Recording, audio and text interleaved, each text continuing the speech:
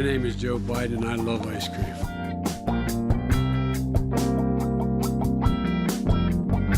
I'm an ice cream guy. Is the ice cream down that way? Y'all gotta eat this ice cream.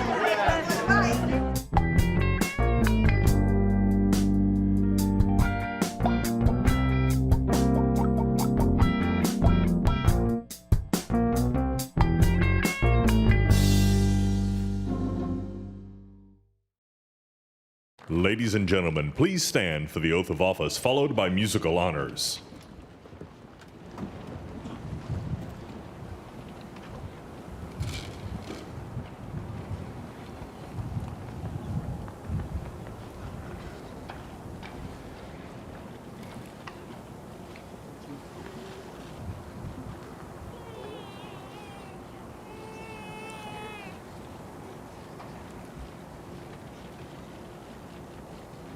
Please raise your right hand and repeat after me. I, Joseph Robinette Biden, Jr., do solemnly swear I, Joseph Robinette Biden, Jr., do solemnly swear that I will faithfully execute that I will faithfully execute the office of President of the United States the office of President of the United States and will, to the best of my ability, and will, to the best of my ability, preserve, protect, and defend preserve, protect, and defend the Constitution of the United States. the Constitution of the United States. So help you God. So help me God. Congratulations, Mr. Thank you. President.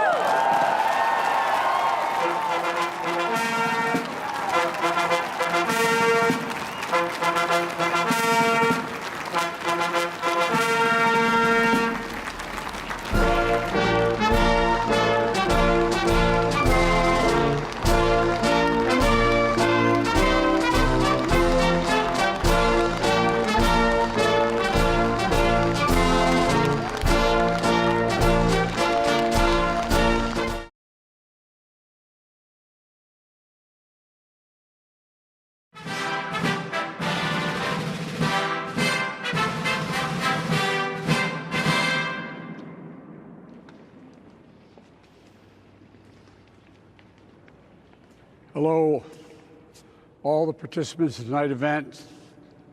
It's humbling to stand here in this place in front of these sacred words, humbling out of respect to President Lincoln and the office we now share, and humbling because of you, the American people. May God bless America, and may God protect our troops.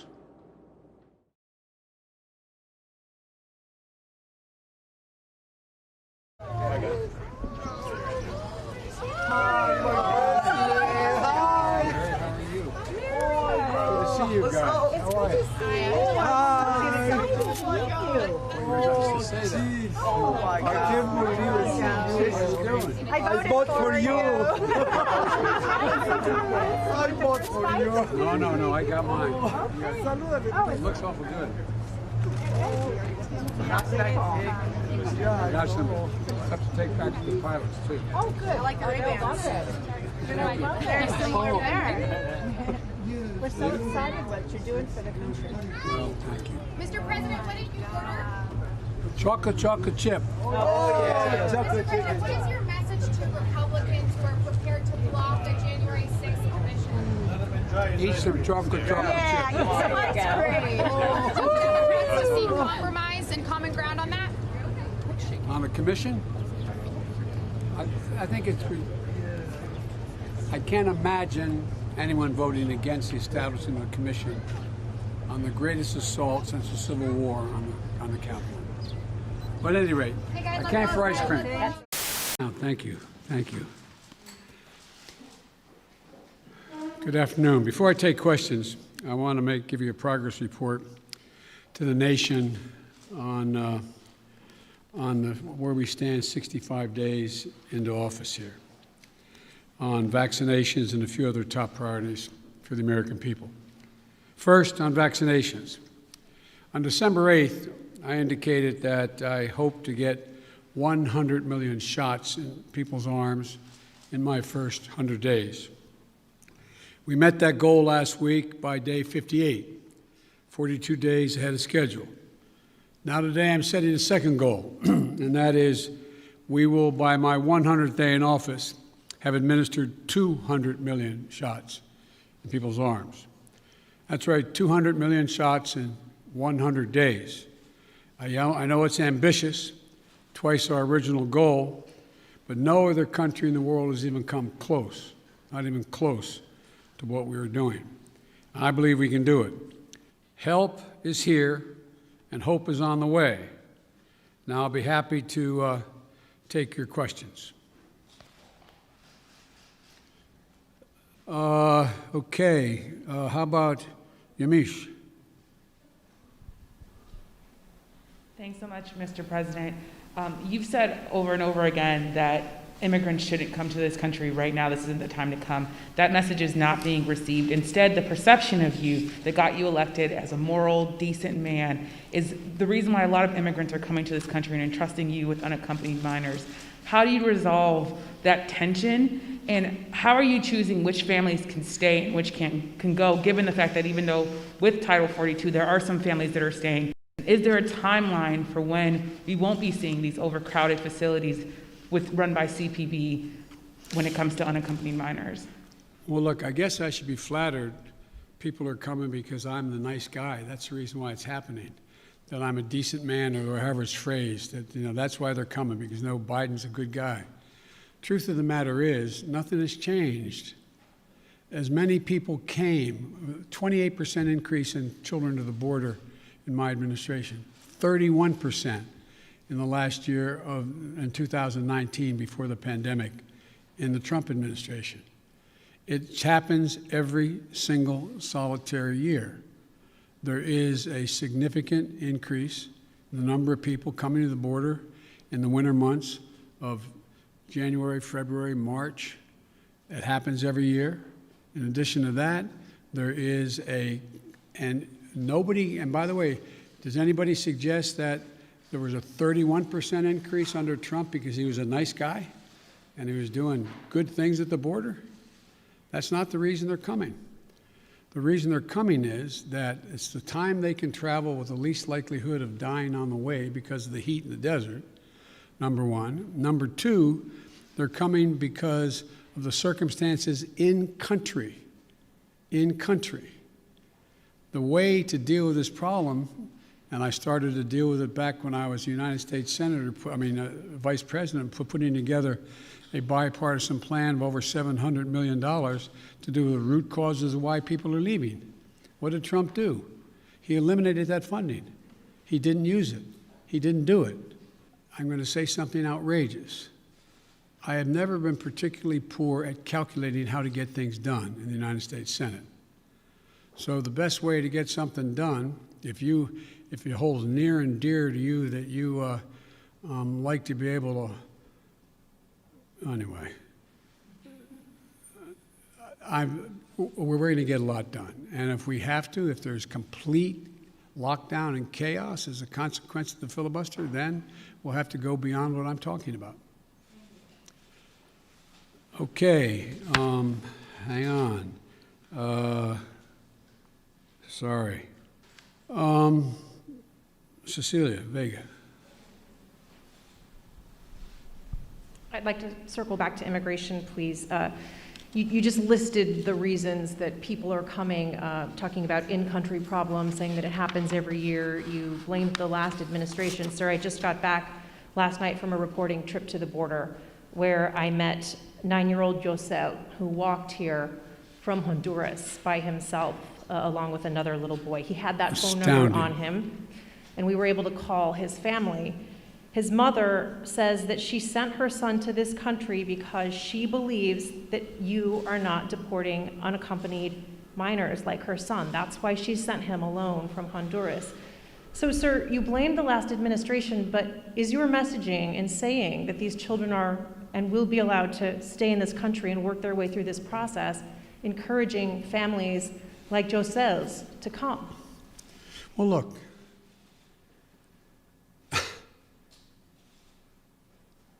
the idea that I'm going to say, which I would never do, that if an unaccompanied child ends up at the border, we're just going to let him starve to death and stay on the other side.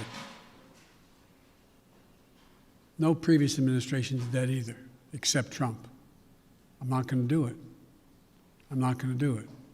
Quick follow, if I may. Do you want to see these unaccompanied minors staying in this country, or should they be deported eventually? Well, the judgment has to be made whether or not, in this young man's case, he has a mom at home. There's an overwhelming reason why he'd be put in a plane and flown back to his mom. And so I make no apologies for that. Okay, hang on a second here. Kristen, Nancy, CBS? Thank you very much, Mr. President. I want to go back to voting rights. And as Yamiche mentioned, Republican legislatures across the country are working to pass bills that would restrict voting, particularly Democrats fear impacting minority voters and young voters, the very people who helped to get you elected in November. Are you worried that if you don't manage to pass voting rights legislation, that your party is going to lose seats and possibly lose control of the House and the Senate in 2022? What I'm worried about is how un-American this whole initiative is. It's sick. It's sick. Deciding in some states that you cannot bring water to people standing in line, waiting to vote. Deciding that you're going to end voting at 5 o'clock when working people are just getting off work. Deciding that there will be no absentee ballots under the most rigid circumstances. It's all designed, and I'm going to spend my time doing three things. One, trying to figure out how to pass the legislation passed by the House, number one. Number two, educating the American public. The Republican voters I know find this despicable. Republican voters. The folks outside this White House. I'm not talking about the elected officials. I'm talking about voters. Voters. And so I'm convinced that we'll be able to stop this because it is the most pernicious thing. This makes Jim Crow look like Jim Eagle. I mean, this is gigantic, what they're trying to do. And it cannot be sustained. And do everything in my power, along with my friends in the House and the Senate, to keep that from becoming the law. Is there anything else you can do about it besides passing legislation? The answer is yes, but I'm not going to lay out a strategy in front of the whole world and you now. And then on a related note, have you decided whether you are going to run for re-election in 2024? You haven't set up a re-election campaign yet, as your predecessor had by this time. My predecessor needed to. My predecessor. Oh, God, I miss him. Have you? No, the answer is yes. My plan is to run for re-election. That's my expectation. And then on one other note, on bipartisanship, your old friend, Mitch McConnell, says you have only spoken to each other once since you took office, and that you have moved far left since taking office. Do you see it the same way he does? Have you rejected bipartisanship? No, I haven't at all. But I'm ready to work with any Republican who wants to help solve the problem or make the situation better. But folks, I'm going. Thank you very, very much. I appreciate it. Thank you.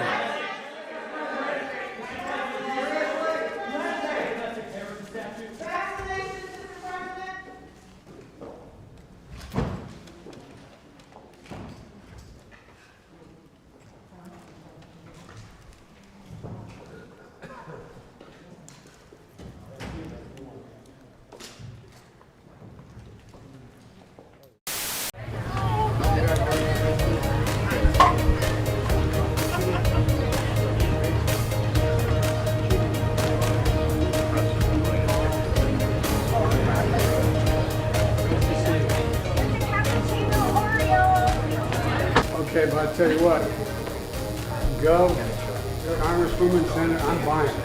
Oh, no. I'm loaded. What do we got here? There's it. There's menus right up on top. Flavors. Okay. What do you want? Just a scoop of mint chip for me. Scoop of mint chip? Chocolate? Chocolate? White chocolate raspberry. White chocolate raspberry. I'm gonna get mine in a cone. Can I get a double dip in a sugar cone? Whoa. And I like cookies and cream and what do I want here? And strawberry.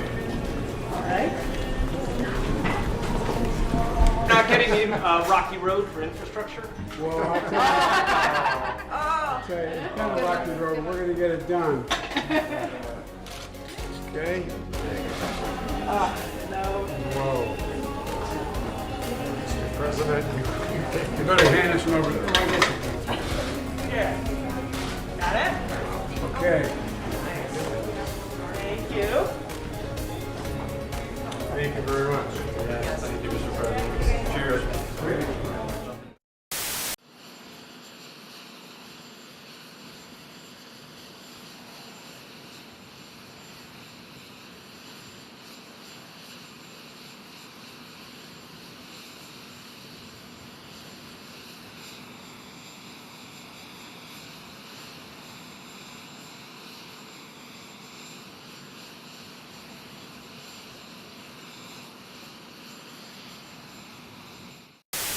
America is a nation that can be defined in a single word.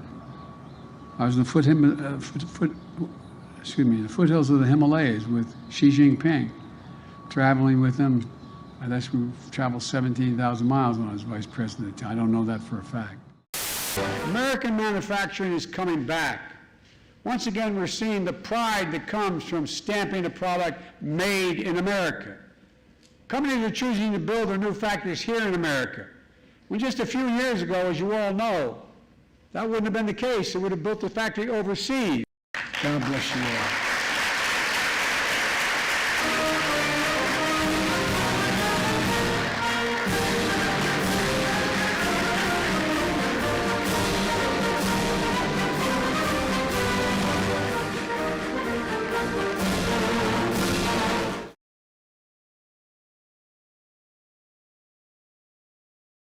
Flashes of anger in Moscow tonight after a court sent Russian opposition leader Alexei Navalny to a prison camp for 2 years and 8 months. In a show of affection before he was led away, Navalny making a heart with his hands for his wife. But in the city centre, an iron grip. Riot police coming out in overwhelming force, ready to snuff out any protests. Alexei Navalny seen in a glass cage earlier today, awaiting the judge to announce his fate. Navalny was ordered to jail tonight for violating the terms of his probation from an old 2014 sentence, one that was already found to be unjust by the European Court of Human Rights. Prison officials claiming he had violated parole by failing to check in with them on multiple occasions last year, including while he was in Germany, even though he was there because he was recovering from the nerve agent poisoning that nearly killed him 6 months ago. Outside, authorities sealing off the court with lines of riot police, detaining over 200 people who tried to approach. Between the protests tonight, over 1,000 detained across Russia. In Russia, people, they cannot say anything, so they're not free.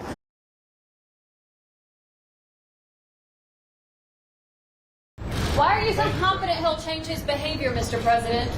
Yeah, I'm not confident in changing behavior. What the hell? What do you do all the time? So when did I say I was confident? You said in the next 6 months you'll be able to determine. What I said was, let's get it straight. I said what will change their behavior is that the rest of the world reacts to them and it diminishes their standing in the world. I'm not confident of anything. I'm just stating the fact. But given his past behavior has not changed, and in that press conference after sitting down with you for several hours, he denied any involvement in cyber attacks, he downplayed human rights abuses, he even refused to say Alexei Navalny's name. So how does that account to a constructive meeting as President Putin? You don't understand that, you're in your own business. Is the summit with China next?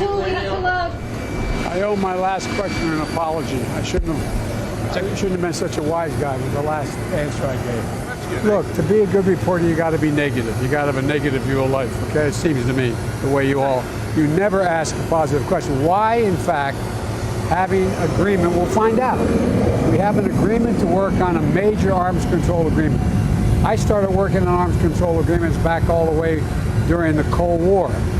If we could do one in the Cold War, why couldn't we do one now? We'll see. The thing that always amazed me about the questions, and I apologize for having been short on this before. If you were in my position, would you say, well, I don't think, man, anything's going to happen. It's going to be really rough. I think it's going to really be bad. You guarantee nothing happens. You guarantee nothing happens. So there's a value far, to... there's a value to being realistic and put on an optimistic front, an optimistic face.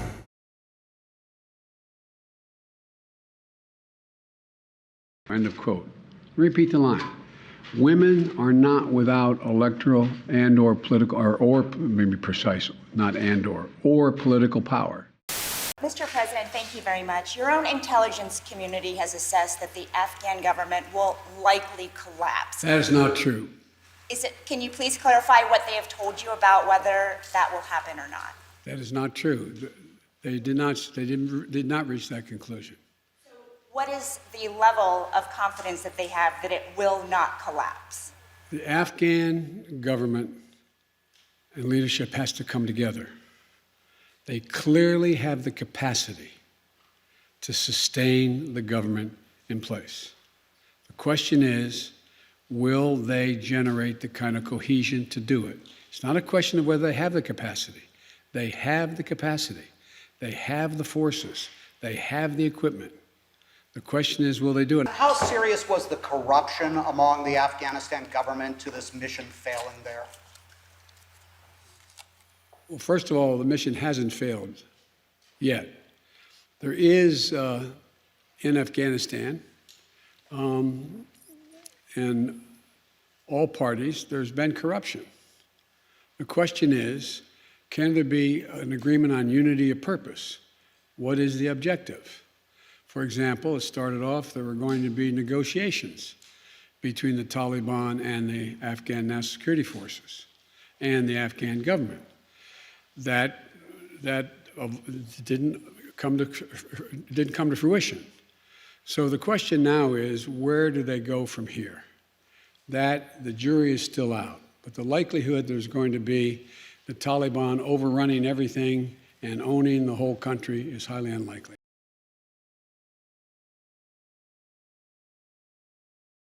Gunfire and smoke in Kabul as the Taliban enters the city.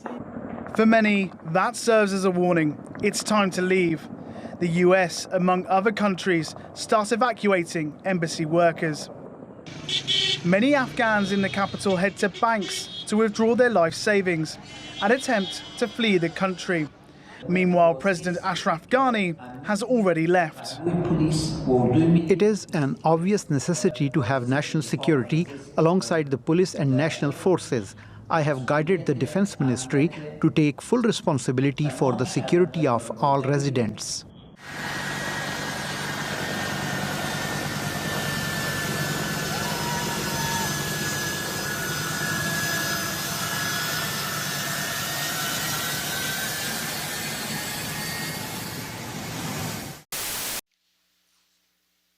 This evening in Kabul, as you all know,